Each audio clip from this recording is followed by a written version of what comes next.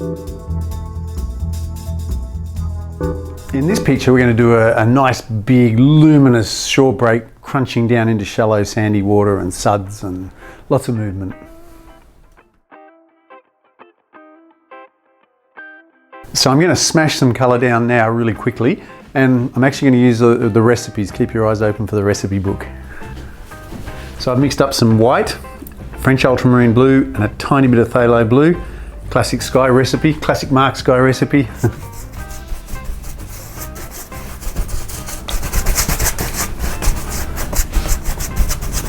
Just sort of fuzzing that edge out down the bottom there. I'm going to add a little bit more French ultramarine blue and a tiny bit of phthalo blue.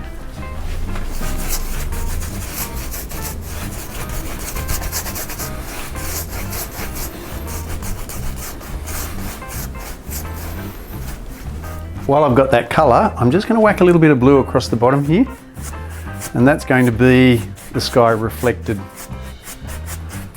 So that colour was primarily phthalo blue, a little bit of cad yellow light and some white. As we look through the face of the wave into the shallower water, I'm going to create that illusion by adding more white. I'm just going to blend that colour down there like that. This is looking into that shallow water. And these are all colours from my recipe book. Nice and simple. So I've added a tiny bit more white to that and some cad yellow light. I've also added a little bit of phthalo green. So I'm just going to get that little bit there, get that lovely flash of that electric green there. Okay, that should do us for the moment. It is only roughing in, so I shouldn't take too much time with it. Okay, so now I'm going to do all the sand that's been stirred up by this wave, and it's pretty much dioxazine purple and cadmium yellow light, sorry, medium, cadmium yellow medium, and white. And I'm just going to do this sort of to create the impression of sand being stirred up. You can, if you want to, just because you've got a little bit of that green on there, just drag that through there like that here and there, because you want to create the illusion of all those suds being stirred up and the sand being stirred up. I'm just going to mix a bit of that, this colour here, with the sand colour and just kind of get in there like that.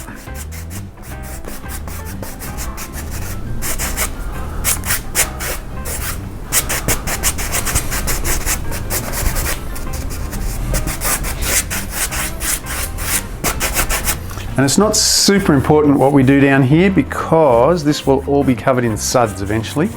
So I mixed a little bit of burnt umber and phthalo blue together and a little bit of white, and just doing that there like that. Doesn't make a lot of sense right now.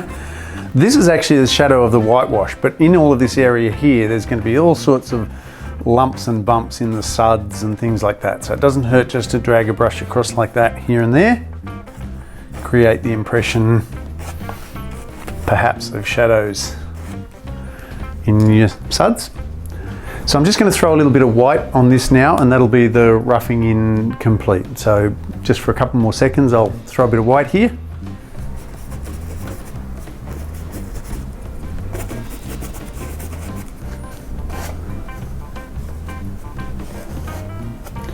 So now I'm just going to just loosely put in some suds here, like that. Again, we're not going to worry too much about it. It's just to get the bones of it down.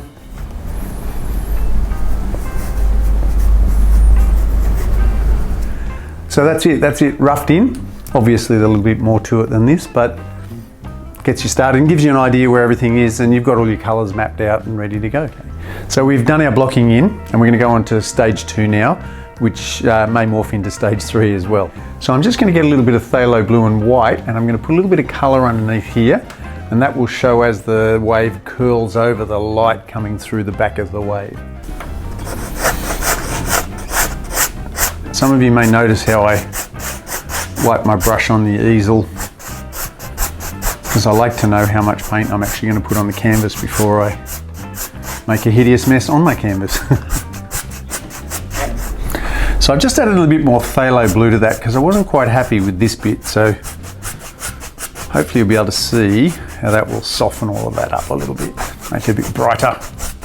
So I mixed a little bit of burnt umber and phthalo blue together and then thinned it right out, because what I want to do is kind of create the impression across here of the shadow on the sand like that. So I'm just going to do that through there like that.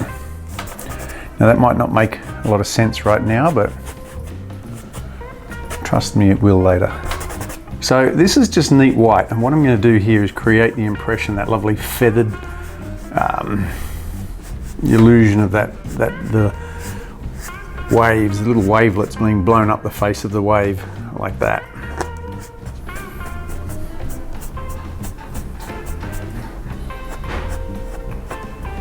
Now a little tip here, I'm going to start doing all these suds and stuff here. Now fan brushes are actually, believe it or not, quite good for this, but this one's just a little bit neat and tidy. I like to pound the living daylights out of it first so that it sort of splays out a little bit, but for the moment we'll just use it the way that it is. And if you use it on its edge like that, you can see that it creates all those little tendrils in the sand like that, or in the suds I should say. And we'll do that. So before I come down too far this way, I'm just going to work into this a little bit and I'm going to use the edge of the fan brush like that. And I want to create those lovely sort of weird ellipses that water makes when whitewash or waves have been through. So I'll probably come back in a minute and push up some of the colour in that sand there, just to give it a bit more oomph and a bit more life. So this wave is inspired by a guy called Clark Little. You should follow him on Instagram. He takes photographs and video footage of these stupidly big waves breaking into ridiculously shallow water. I don't know what his insurance is like, but it's amazing. He gets these incredible shots and really puts himself in the impact zone. So anyway, I loved the energy of the pictures and stuff, so thought this would be a homage to him.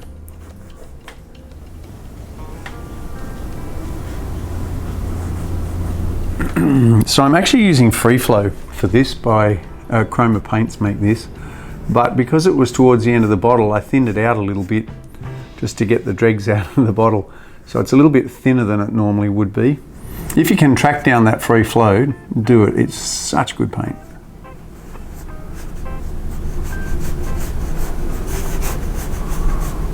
So I mixed dioxazine purple, cad yellow medium, a little bit of burnt umber and a little bit of phthalo blue. I already had a phthalo blue and burnt umber combination on the palette. So this is kind of, I want some whitewash here, and I want to put it's going to have some blue and a lot of different colours in it, because this is all going to have a lot of sand stirred up and stuff. I'm looking at that now and it's looking a bit too brown, so I'm just going to add a little bit more blue to it. So I've added a bit more phthalo blue to that. There we go, that's better. Happier with that. There's a certain, while I've got sort of theories and, you know, processes and stuff to follow, there's always a certain amount of push and pull with this. So there's a fair chance that this colour might not be exactly right, so I can tweak it a little bit with some highlights and things like that.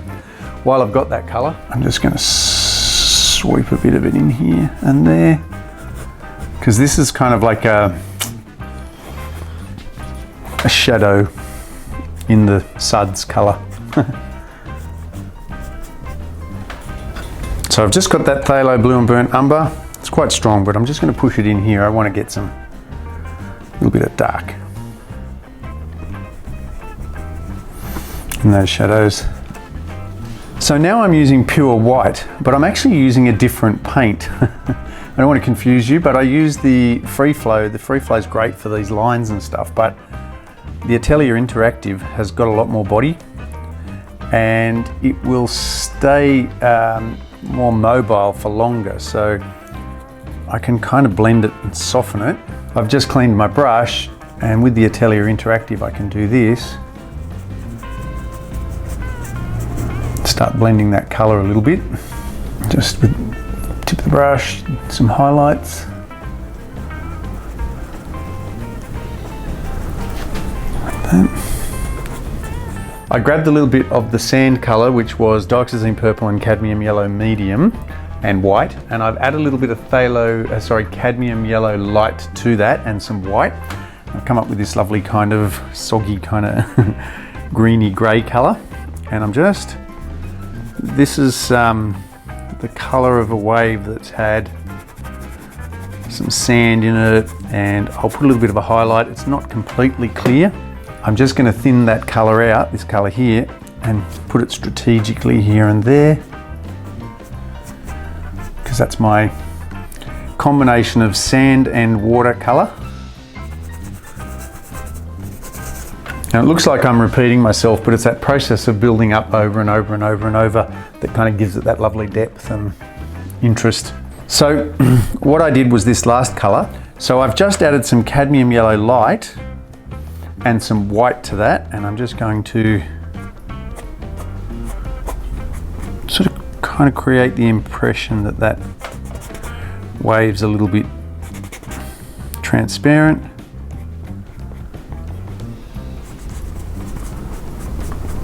Like that. Same thing here. So what I want to do here is create the impression that this is that lovely tropical water and it's receding off into the distance. So I'm going to mix up some cadmium yellow light, phthalo blue and a tiny bit of phthalo green, and just fade it off back like that. So I've got that lovely sand receding away.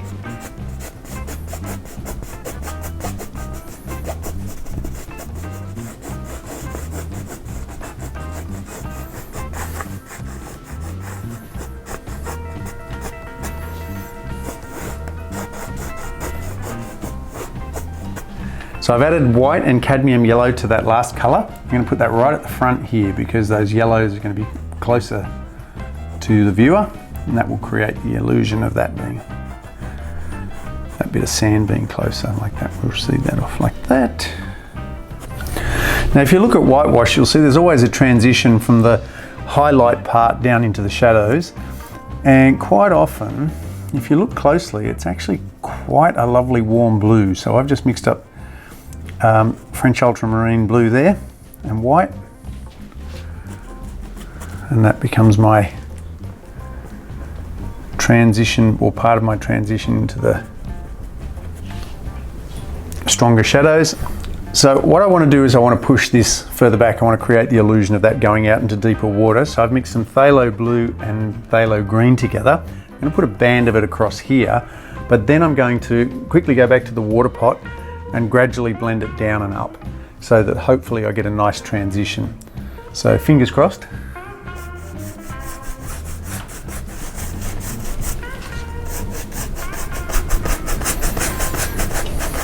Now you can see how I did some sort of streaks and lines on the bottom there. I'm all right with that because that sort of creates the impression of the pattern in the sand receding off into the distance.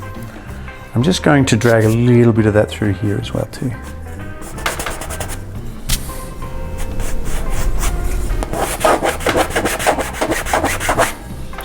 So I mixed French ultramarine blue and white, and I'm actually going to paint the this part of the wave now, which is in shadow as the lips come over all this suds and stuff.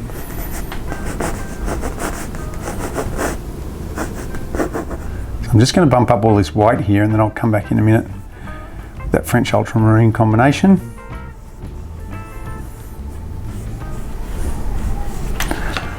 And just push up the shadows again a little bit.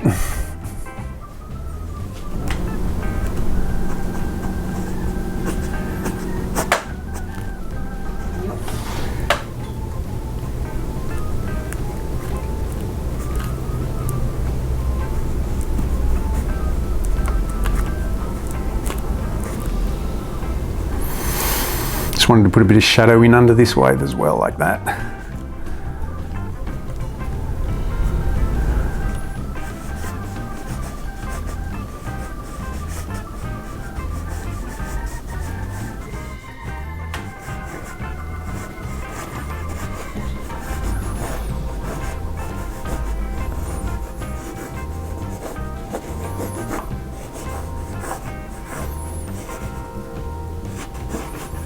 So again, I've just added some more white and French ultramarine blue, and I'm just going to do these areas here down the bottom. I think what's lacking is just a little bit of detail in that blue, so hopefully that will give me some interest in there.